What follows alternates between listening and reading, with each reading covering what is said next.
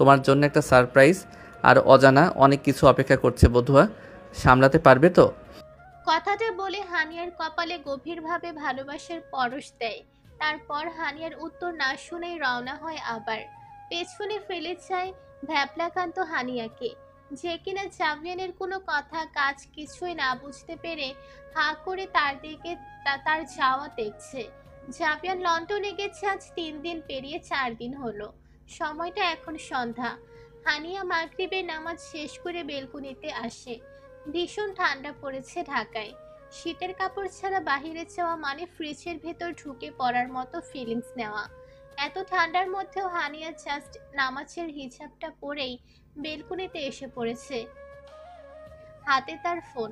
বেলকুনিতে এসে হানিয়া পাশে রাখা বেতের চেয়ারে বসে পড়ে। বসে বসে অপেক্ষা করতে থাকে কাঙ্ক্ষিত এক ফোনের। বেশি অপেক্ষা করতে হয় না তাকে।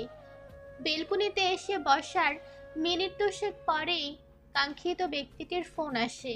ব্যক্তিটির ফোন পেয়ে হানিয়ার চিত্ত আনন্দ উল্লাসে মেতে ওঠে। কিন্তু হানিয়া তা নিচের মুখে না ফুটিয়ে তুলে খানিকটা গম্ভীর মুখে ফোনটা রিসিভ করে। ভিডিও কলটা রিসিভ করতে হানিয়ার চোখে ভেসে ওঠে তার প্রণয় পুরুষের মুখাবয়ব। ভীষণ ক্লান্ত লাগছে লোকটাকে। হানিয়া তাকে সালাম দিলে জাভিয়ান সালামের জবাব দিয়ে জিজ্ঞাসা করে, আজ সারাদিন ফোন না দেওয়ায় অভিমান করেছো বুঝি? না। এক বাক্যে দেওয়া উত্তরে জাভিয়ান সহজেই বুঝতে পারে তার বধূয়ার ভীষণ অভিমান হয়েছে। হবে নাই বা কেন? নতুন নতুন প্রেম করছে তারা, সেখানেও যদি জাভিয়ান এমন অবহেলা করে তাহলে কোন প্রেমিকার সেটা সহ্য হবে? প্রেম, প্রেমিক, প্রেমিকা, আইডিয়াটা জাভিয়ানের। সে লন্ডনে আসার পরের দিন হানিয়াকে বলে আসা কথাগুলো ক্লিয়ার করে হানিয়াকে। সে হানিয়াকে বলে তারা শুরুতে সংসারে না জড়িয়ে প্রেমের সম্পর্কে চড়াবে। শুরুটা হবে ভালো লাগা থেকে, এরপর ভালোবাসা, তারপর সারা জীবনের পথ চলা।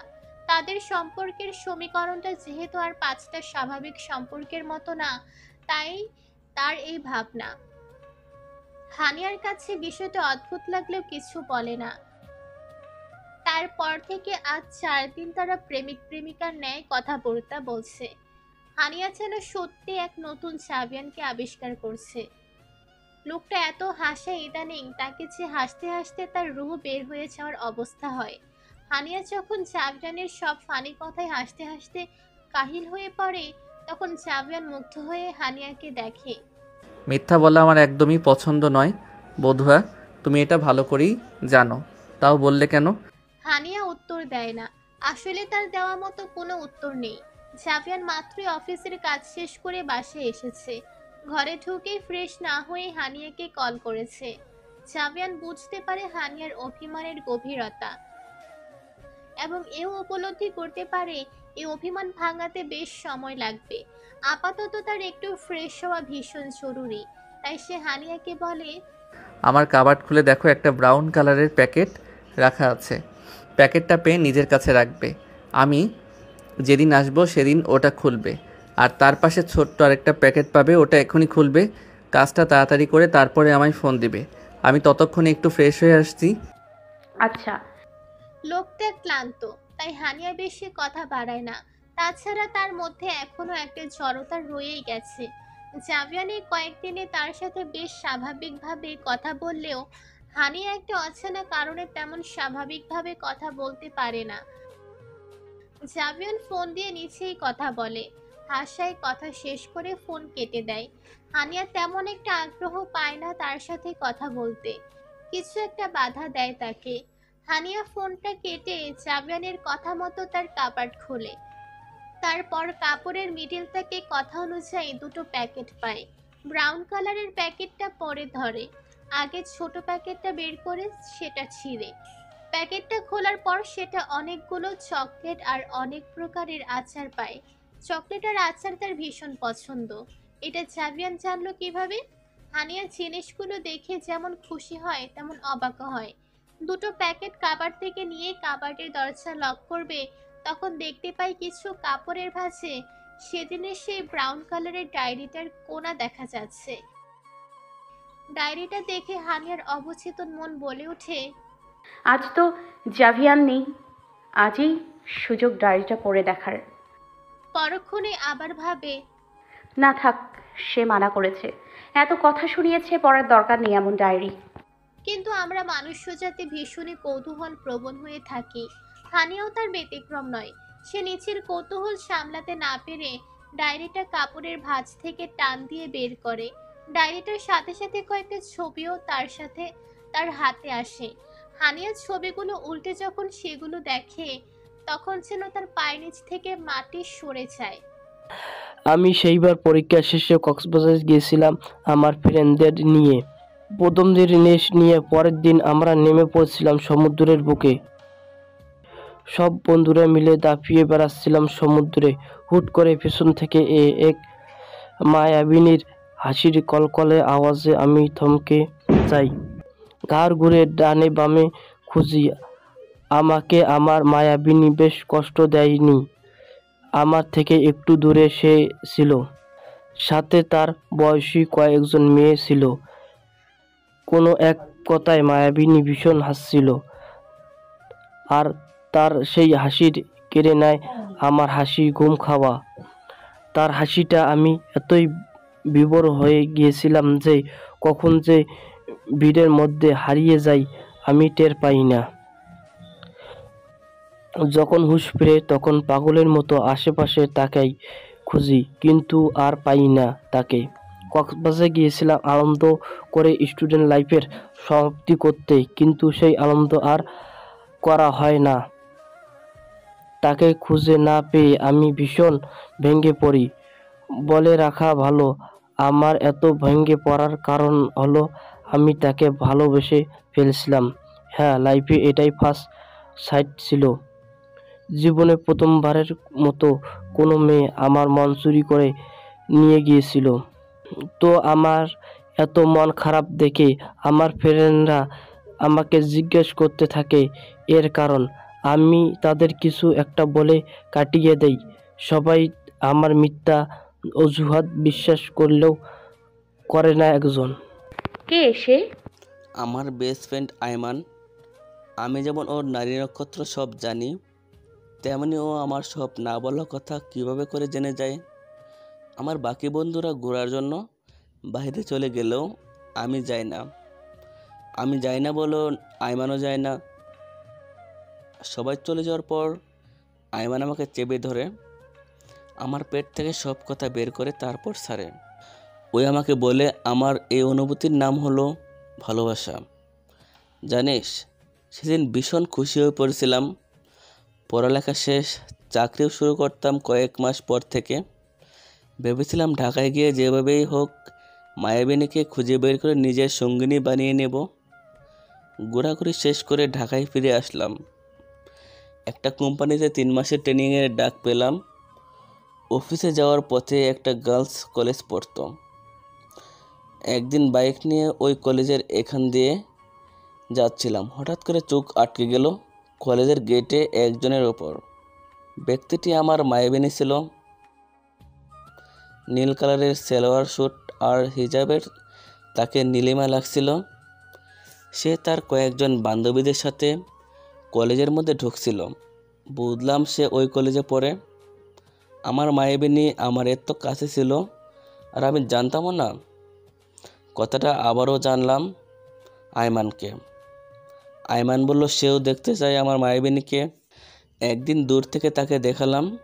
সেও বলল ভাবি তার পছন্দ হয়েছে। তারপর থেকে প্রতিদিন সকালে তাড়াতাড়ি করে অফিসের জন্য বের হতাম, কিন্তু অফিসে যাওয়ার আগে প্রায় 1 ঘন্টার মতো তার কলেজের সামনে দাঁড়িয়ে থাকতাম। তাকে মন ভরে দেখলাম। আমার এই কাজ 2 মাস চলে। একসময় মায়াবিনীর চোখে আমি পড়ি। একদিন তার এক বান্ধবীকে পাঠায় আমার কাছে। আমি কেন প্রতিদিন কলেজের সামনে দাঁড়িয়ে থাকি আর এই মায়াবিনীকে কেন দেখি, এই কথা জিজ্ঞাসা করতে তার বান্ধবীকে আমি এই প্রশ্নের উত্তর দেই না, বরং তাকে বলে দিই মায়াবিনীকে পাঠাতে। উত্তর দিলে তাকেই দেব আর কাউকে না। আমার কথা সে যে মায়াবিনীকে বলে সে আসে। তার চোখে মুখে ছিল এক প্রকারের ভয়। বুঝলাম কিছুটা ভীতু প্রকৃতির মায়াবিনী আমার। কথাগুলো বলে থামে ব্যক্তিটি, সামনে রাখা গ্লাস থেকে পানি খেয়ে নেয়, তারপর আবার বলা শুরু করে। সেও ভীতু স্বরে প্রশ্নটা জিজ্ঞেস করে। আমি কোনো রাগ ঢাক না করে রেখে আমার মনের কথা জানিয়ে দিই। সে প্রচণ্ড অবাক হয়। কিছুক্ষণ পরে তাকে ভালো করে খেয়াল করে দেখার পর বুঝলাম যে আমার মায়াবিনী লজ্জা পেয়েছে। তার দুধে আলতা গালগুলো হালকা লাল হয়ে গেছে। তাকে জিজ্ঞেস করলাম, লজ্জা পাচ্ছেন বুঝি? সে আমার প্রশ্নের জবাব না দিয়ে দৌড়ে চলে যায়। আমি তার চলে যাওয়া দেখে একটু অবাক হলেও পরে হেসে দিয়েছিলাম। তারপর থেকে আস্তে আস্তে আমাদের প্রণয়ন শুরু হয়।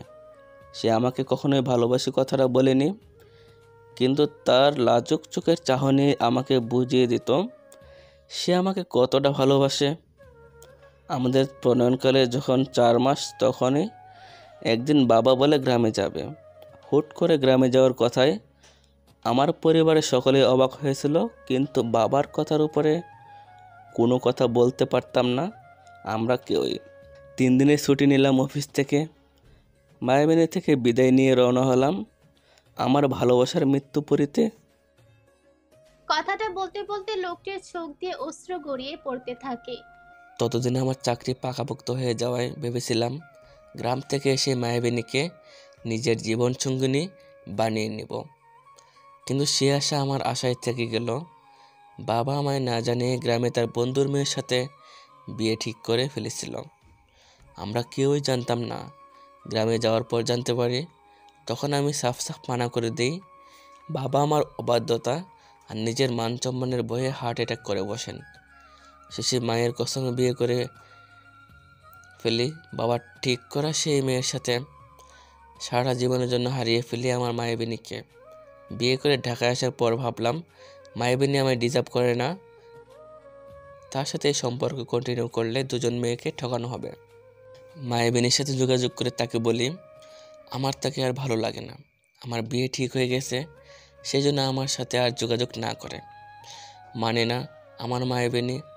সেদিন প্রথমবারের মতো সে আমায় আঙ্গিলন করেছিল, জানিয়েছিল তার অভক্ত অনুভূতিগুলো, কিন্তু আমি নির্বাক ছিলাম। তাকে নিজে থেকে ছাড়িয়ে কোনো কথা না বলে চলে এসেছিলাম। তাকে সকল যোগাযোগ মাধ্যম থেকে ব্লক করে দিয়েছিলাম। অফিসের সামনে এসেও দাঁড়িয়ে থাকতো আমার ভালোবাসা, আমি তাকে অদেখা করে চলে আসতাম। 2 দিন পর আইমান ফোন দিয়ে জানালো মায়াবিনী ভীষণ পাগলামি করছে। আমাকে ফোনে না পেয়ে আইমানের নাম্বারে কীভাবে যেন জোগাড় করে ফেলেছে। আমি যদি তার সাথে যোগাযোগ না করি তাহলে সে সুসাইড করবে। প্রথম ভালোবাসা তো, তার মরার কথায় ভয় পেয়ে গিয়েছিলাম।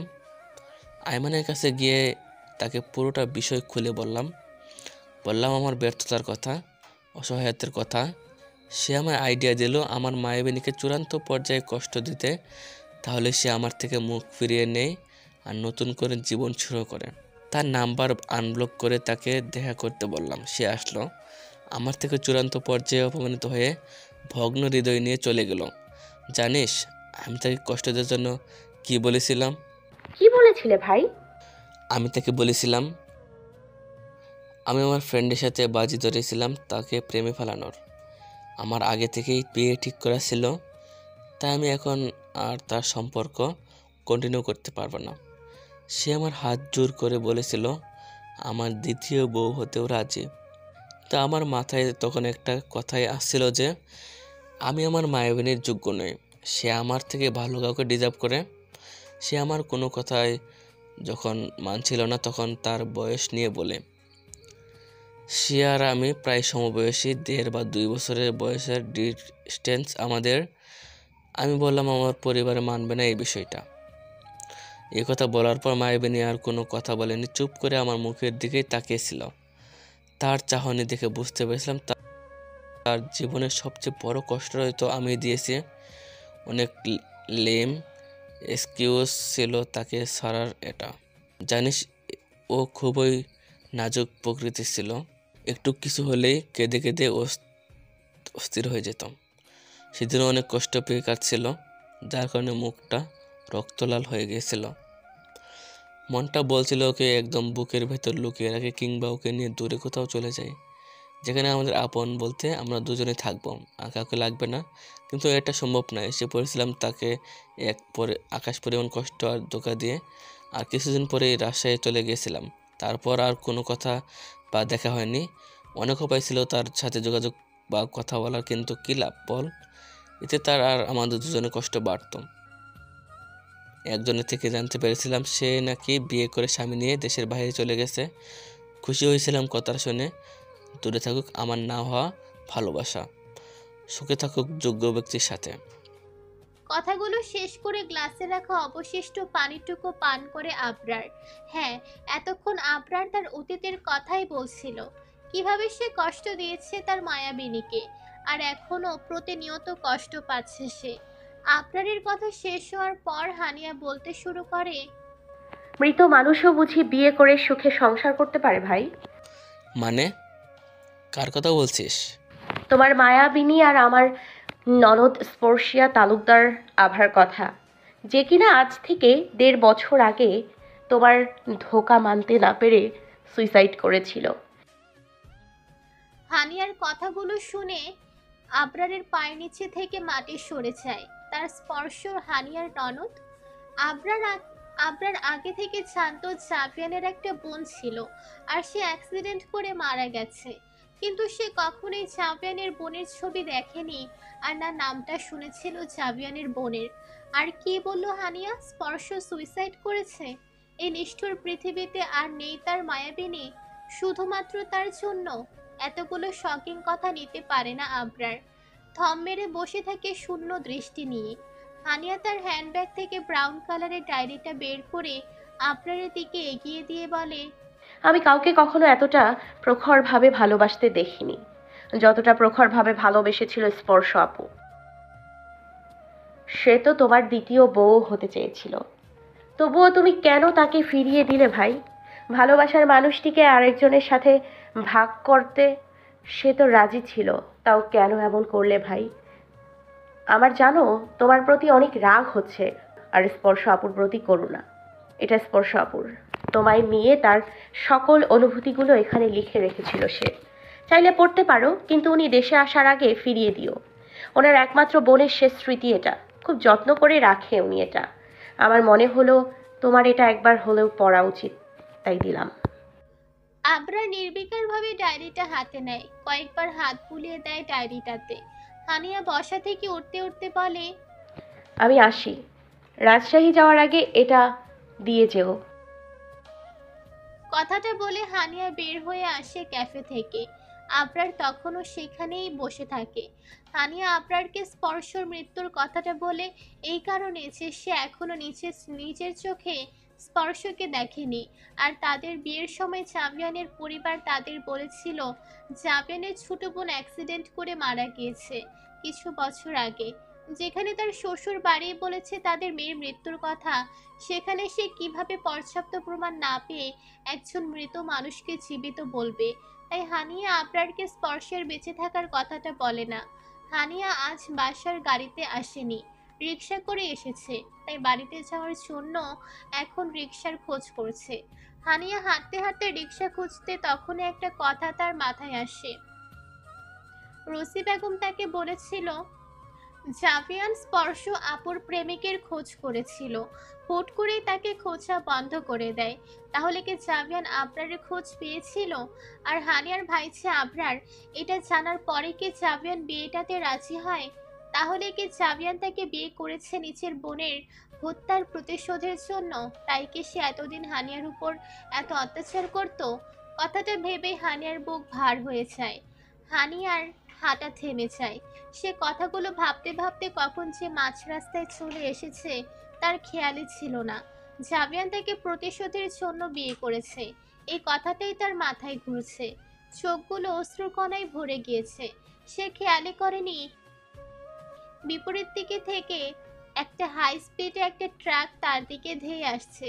সে তখনও মাঝ রাস্তায় দাঁড়িয়ে চোখের পানি ফেলতে থাকে। একসময় ট্রাকটা হানিয়ার খুব কাছে চলে আসে। যখনই তার বিষয়টা খেয়ালে আসে তখনই সবটা হাতের বাহিরে চলে গিয়েছে। আজ বেশ কয়েকদিন ধরে হানিয়াকে অন্যমনস্ক লাগছিল জাভিয়ানের কাছে। লন্ডনে আসার শুরুতে শুরুতে জাভিয়ান যখন ফোন দিত তখন হানিয়ার কণ্ঠ কেমন একটা উৎফুল্ল থাকতো। ইদানিং ইদানিং তা পাওয়া যায় না।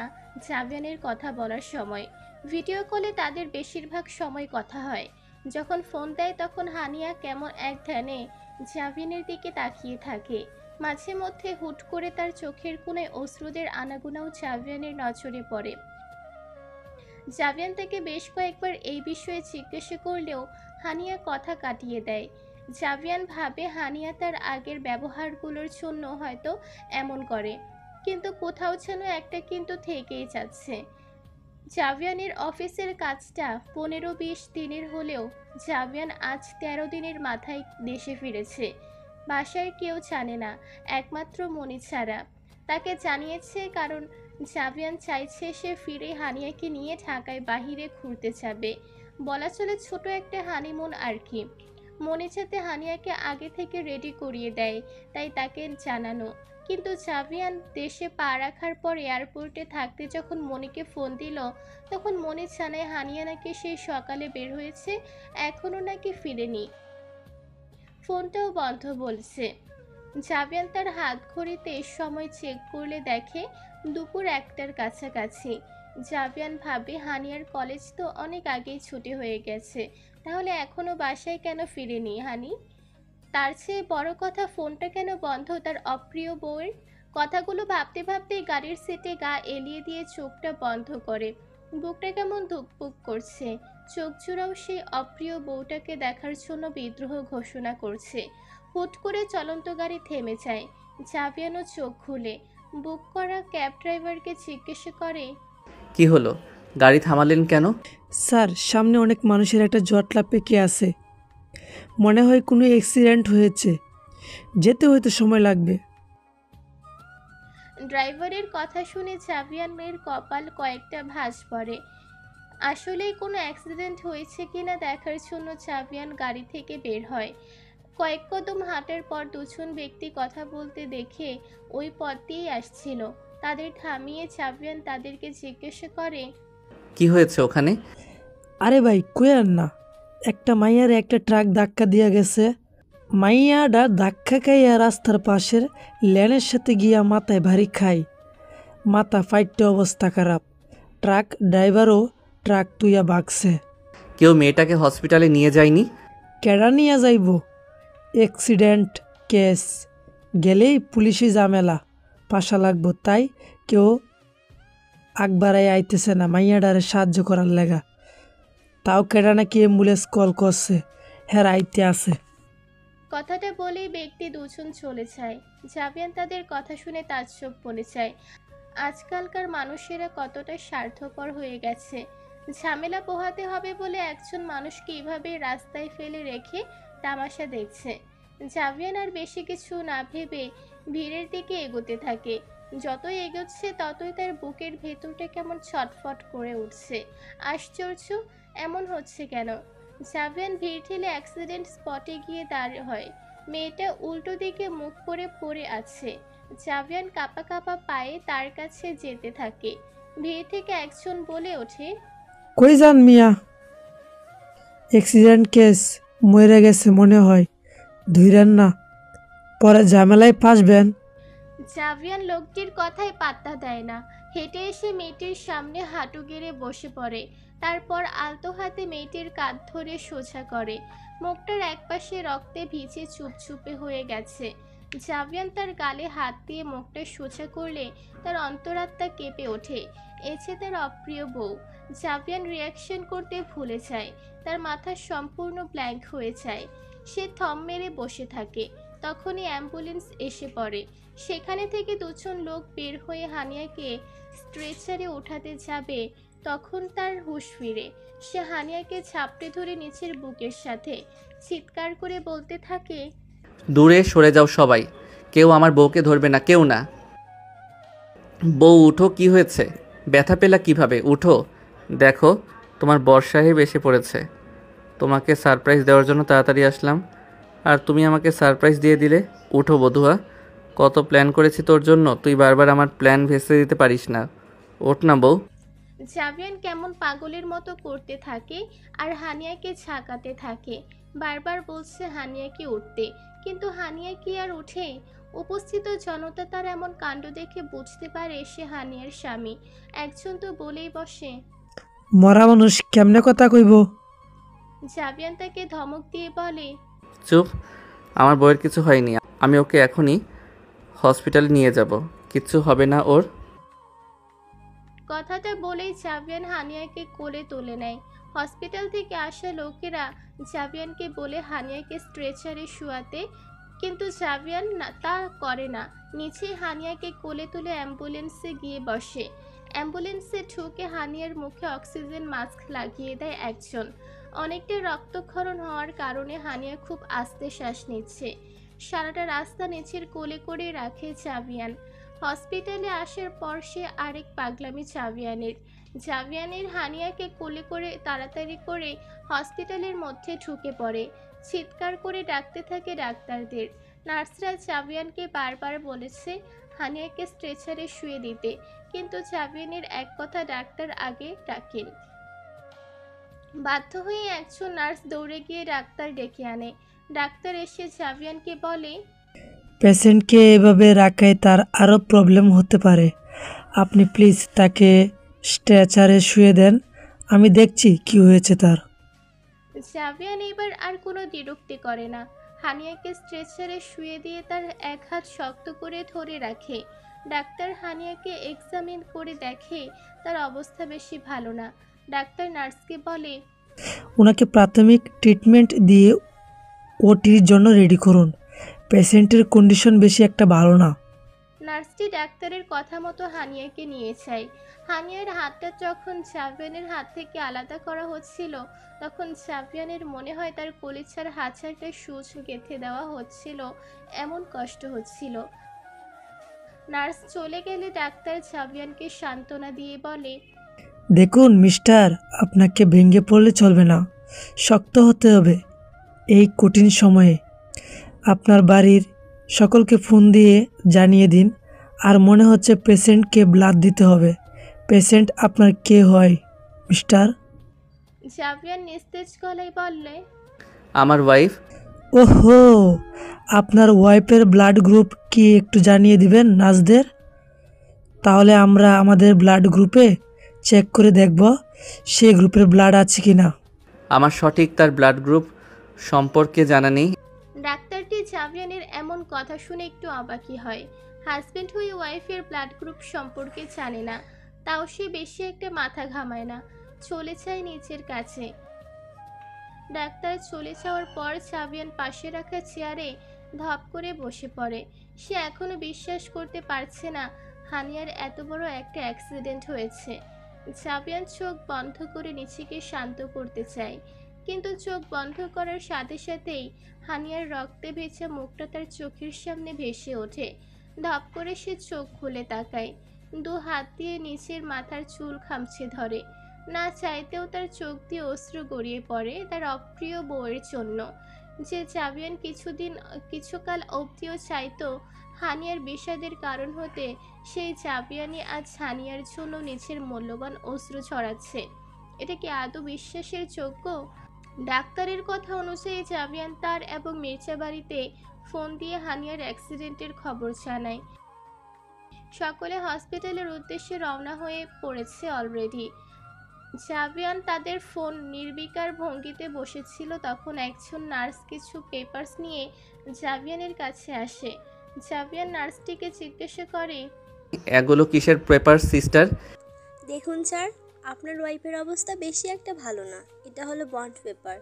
এখানে আপনাকে সাইন করতে হবে, যাতে অপারেশন চলাকালে যদি আপনার ওয়াইফের কিছু হয়ে যায় তাহলে আমাদের হসপিটাল এটার জন্য দায়ী থাকবে না। জাভিয়ানের অপ্রিয় বউয়ের অবস্থা এতটাই ক্রিটিক্যাল যে কিছু হয়ে যেতে পারে।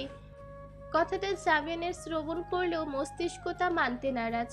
নার্সটির কথা শুনে জাভিয়ান বসা থেকে দাঁড়িয়ে গিয়ে রেগে চিৎকার করে তাকে বলে, কিচ্ছু হবে না আমার হানির। আমার বউকে আমি সুস্থ সবল দেখতে চাই, তাই আপনাদের হসপিটালে আনা।